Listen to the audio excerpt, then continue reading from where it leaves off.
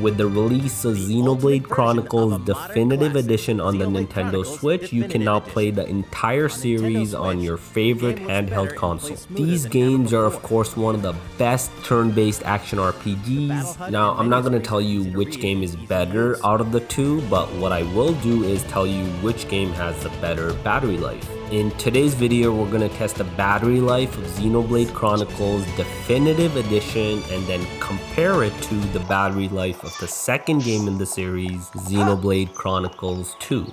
Before I started this test, I did expect Definitive Edition to have the better battery life. I mean, even though it does have improved graphics, it's still a 10-year-old game that originally released on the Nintendo Wii. But was I right? Well, let's find out. Nice job! Before I show you the results, here are the rules of the test. Every game is tested on all three models of the Nintendo Switch. So that's the Nintendo Switch Lite, the bigger Nintendo Switch version 2, as well as the older Nintendo Switch version 1. And on each console, I use two settings, maximum and minimum. Maximum is with the brightness and sound turned all the way up and making sure you're always connected to Wi-Fi. And minimum is with the brightness turned all the way down, sound off, and always having airplane mode on. Let's first look at the smaller Nintendo Switch Lite. On this console, Xenoblade Chronicles Definitive Edition lasts 3 hours and 12 minutes at the maximum settings and 4 hours and 27 minutes at the minimum settings. On the upgraded Big Brother Nintendo Switch console, you'll get anywhere from 4 hours and 32 minutes at the maximum settings to 5 hours and 49 minutes at the minimum settings.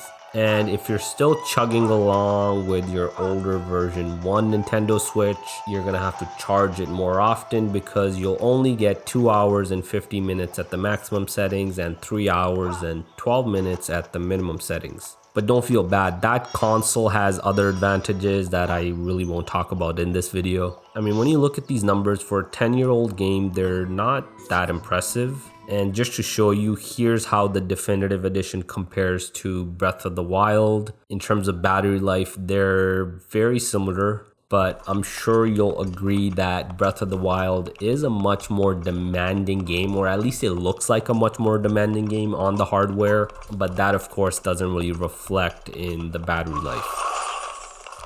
Now, the real interesting comparison would be to compare the Definitive Edition to Xenoblade Chronicles 2. And I tested the second game on the same models, the same settings, and without talking about it too much, here are the results of that game.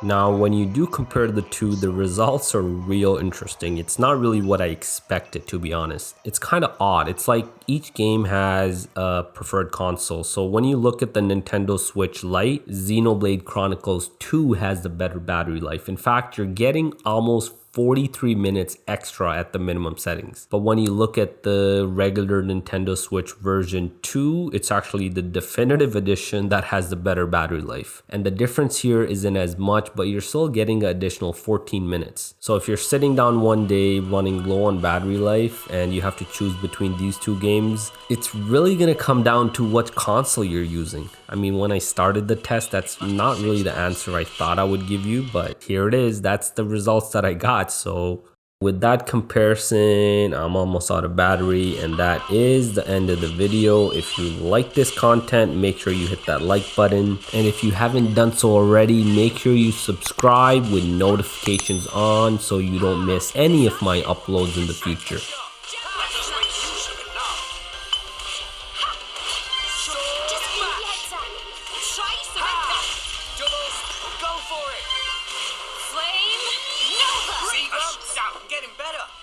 Why not?